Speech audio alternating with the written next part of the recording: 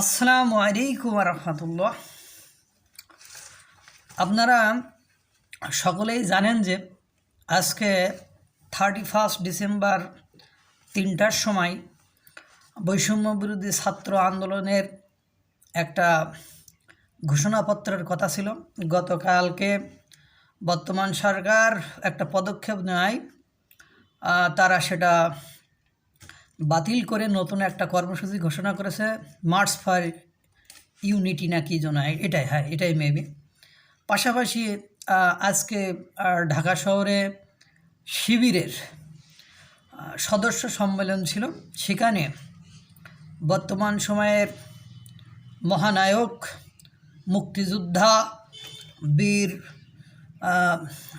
সার্জিস আলম ভাইয়া তিনি বক্তব্য রেখেছেন এবং বলেছেন, মানে শিবিরের ওই কর্মসূচিতে বক্তব্য রেখেছেন এবং বলেছেন যে কৃতজ্ঞতাবোধ প্রকাশ করছি আমাদের সহযোদ্ধা ভাইদের।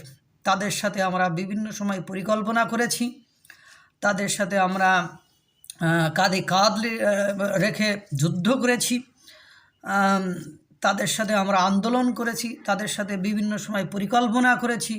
তারা আমাদের সহযোদ্ধা এবং দেখলাম এসব স্বীকার করাই, মানে শিবিরের যারা উপস্থিত ছিল সদস্যরা, তারা খুব খুশি হয়েছে। কিন্তু সার্জিস আলম ভাইয়া, একথা আমরা সব বাংলাদেশের মানুষ আগে থেকে জানে। আপনার মুখ থেকে সেটা স্বীকার না করলেও আমরা সেটা আগে থেকে জানি।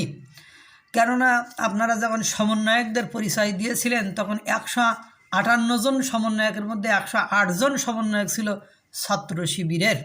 এবং ছাত্র শিবির কিছুদিন আগেও একটা অনুষ্ঠানে বলেছিল কিভাবে গণভবন তারা অ্যাটাক করবে, সেটার পরিকল্পনা তাদের মাথা থেকে এসেছিল। এবং আপনারা বলতে গেলে মানে এরকম হয় যে আপনারা জামাত শিবিরের বা ছাত্র শিবিরের বি টিম হিসাবে হয়তো বা কাজ করছেন। ওই যে আমার একটা কথা, আপনারা মার্চ ফর ইউনিটি যে কর্মসূচিটা দিয়েছেন, যেটা আগে প্রোক্লামেশন অফ জুলাই রেগুলেশন যেটা ছিল, সেটাকে বাতিল করে আপনারা মার্চ ফর ইউনিটি যেটা ঘোষণা করেছেন, সেখানে আমি জনগণের উপস্থিতি দেখে অভিভূত হয়েছি।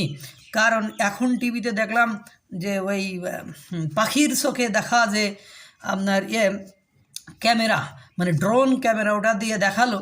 তা ওখানে আমার সর্বোচ্চ 250 থেকে 300 জনগণের উপস্থিতি দেখলাম। এটা মেবি ওরা লাইভ দেখাচ্ছে, মানে সরাসরি ওখানে দেখাচ্ছিল 250 থেকে 300। এখন আপনারা বলেছিলেন ওখানে 2 লক্ষ লোকের সমাগম হবে, কিন্তু আমার দেখে মনে হলো না যে ওখানে 2 লক্ষ লোক হবে।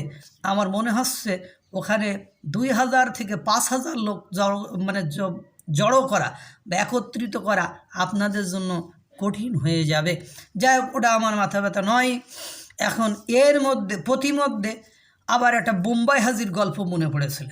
বোম্বাই হাজি, এটা আপনারা আগে শুনেছেন কিনা আমি জানি না, যে এবং ওখানে যে উপস্থিত যারা ছাত্রছাত্রী আছে, ওই যে যদি আমরা 71-এর মুক্তিযোদ্ধার কথা মনে করি, সেই সময় মানে লুঙ্গি উঁচু করে দেখা হতো হিন্দু কি মুসলমান। তো এরকম যদি কোনো পদ্ধতি থাকতো তাহলে হয়তো বা বোঝা যাইতো আজকের যে আপনাদের কর্মসূচি, সেই কর্মসূচিতে যারা উপস্থিত তারা আসলে বাংলাদেশের কোন রাজনৈতিক দলের। কিন্তু ওই রকম পদ্ধতি আমার বিশেষ করে জানা নেই, কারণ আগে লুঙ্গি উঁচু করে দেখা হইতো, যে কাটা কি কাটা নেই। এখন ওই পদ্ধতি আমার জানা নেই বা নেই, এই জন্য আমি বৈষম্য বিরোধী ছাত্র আন্দোলনের নেতারা ছাড়া, বৈষম্য বিরোধী ছাত্রদের পক্ষে কোনো রাজনৈতিক দলের নেতৃবৃন্দ এবং রাজনৈতিক দলের সদস্য ছাড়া তাদের কোমরে জোর নেই, এটা আমি নিশ্চিত। এবং এখানে যারা উপস্থিত সেখানে অধিকাংশই শিবির বলে আমি আশা করছি। যাই হোক, ওটা বড় কথা নয়। এখন আপনাদের একটা বোম্বাই হাজির গল্প শোনাই। বোম্বাই হাজি হলো যে আমার এক চাচা একদিন বলতেছে, জানেন তো, আমি একজন বলছি ও মুক্ত হাজি মানুষ, তারপর বড়া ও তো বোম্বাই হাজি। তো আমি তখন অবাক হয়ে গেলাম যে চাচা বোম্বাই হাজি আবার কি। তাই কয়, আগে তো মানুষ ওই বিমানে যাইতে পারতো খুব কম মানুষ, তাই কিছু কিছু মানুষ ওই জাহাজে করি মানে হজ করার জন্য রওনা দিত। তো এখন কথা হলো অনেক সময় জায়গায় যাইতে পারিনি বা ত্রুটির জনিত কারণে বা আবহাওয়া অনুকূলে না থাকার কারণে, প্রতিবন্ধকতার কারণে তারা ওই পর্যন্ত পৌঁছাতে পারেনি। এবং হজের সময় হয়ে গেছে, ওই সময় তারা বোম্বে নেমে ওদের দেখা দেখি একটা ওই কোয়ালিটির ওইভাবে ঘুরিমিরি চলে আসছে, বা ওই অ্যাঙ্গেলে কিছু কাজ টাজ করে আসছে, করে বাড়ি আসছে। তো ওরা হজ তালি কোথা থেকে করছে? বোম্বে থেকে করছে। কোন জায়গা থেকে? বোম্বে থেকে। তো এই বোম্বে থেকে করে আসে, এই জন্য তারা এখন তো গেছিলো হজের উদ্দেশ্যে, তো এখন ওইটাকে বাংলাদেশের মানুষ বলে ওটা বোম্বাই হাজি। এখন ঘটনায় যে এই যে দেখলাম যে বাগেরহাট থেকে কিছু ছাত্রছাত্রী মাস ফর ইউনিটি মানে প্রোক্লামেশন অফ জুলাই রেগুলেশন, দেখলাম ওই ছাত্রছাত্রীরা বললো প্রোক্লামেশন অফ জুলাই রেগুলেশন। ওদের যে আবার সিস্টেম চেঞ্জ হয়েছে, ওরা হয়তো ওটা জানে না। ওরা বলল যে ওরা একজন বলল 10 গাড়ির মতো, একজন বলল 20 গাড়ির মতো, আর একজন বলল 25 গাড়ির মতো। তাহলে কত গাড়ি গেছে সেটা তো আমি জানি না, ওরাই জানে। তাদেরকে প্রতিমধ্যে গোপালগঞ্জের মানুষ নাকি কী করেছে? অ্যাটাক করেছে। অ্যাটাক করে ওদেরকে নাকি আহত করেছে। এই জন্য ওখানে নেমে তারা আবার কী করছে? দিল্লি না ঢাকা, ঢাকা, মানে আবু সাইদ মুগ্ধ, শেষ হয়নি যুদ্ধ, এইসব স্লোগান টান দিয়ে স্থানীয় গোপালগঞ্জের লোকের সাথে ওরা একটা ফাইট করতেছে আর কি, যুদ্ধ সংগ্রাম লাগাই দিছে। ওখানে আজকে আবার একটা রেভলিউশন হচ্ছে। ওখানে আবার একজন বলছে, ওয়াল্লাহ এরা দেখি ওই গ্রামের মহিলারা, ওরাই স্থানীয়রা মহিলারা দেখলাম কিন্তু বলেন যে ঘরোয়া অস্ত্রশস্ত্র প্রোভাইড করছে, মানে সরবরাহ করছে। এটা মানে যদি এমন করে পুলিশ সেখানে নির্বাক ভূমিকা পালন করছে। আমি একটা ভিডিওতে দেখলাম পুলিশ এই মানে বৈষম্য বিরোধী ছাত্র আন্দোলনে এরা পুলিশকে অ্যাটাক করতে, মানে পুলিশ না, পুরাই যে ইট মারতেছে, আর পুলিশ এদের ভাই আপনারা সরে আসেন, এইদিকে আসেন, এইদিকে আসেন, পুলিশ এদেরকে কেয়ার করতেছে না। এবং তারা ডিরেক্টলি পুলিশকে দোষ দিচ্ছে যে পুলিশ বলল দাঁড়ান আমরা দেখতেছি বলে নাকি আসি নাই। এখন কথা হলো এরা যাচ্ছিল ওই উদ্দেশ্যে, কিন্তু ঘটনা হইল এরা ওই পর্যন্ত পৌঁছাইতে পারি নাই। এখন হয়তো বা গোপালগঞ্জ থেকে ফিরে আসবে এই বোম্বাই হাজিরা, গোপালগঞ্জ থেকে ফিরে এসে বলবে যে আমরা নতুন একটা হাজি হয়েছি, আমরা মার্চ ফর ইউনিটি ওই প্রোগ্রামে অংশগ্রহণ করতে গেলাম। এবং এরা তো এখনও রক্ত দিতে প্রস্তুত, সব জায়গায় যুদ্ধ দেখে, সংগ্রাম দেখে। এবং এই গোপালগঞ্জের মানুষ এখন এই মুহূর্তে কেন এরকম মারামারি কাটাকাটি করতে গেল সেটা গোপালগঞ্জের লোকই জানে, আমার এটা জানার কথা নয়, আমি এটা জানিও না।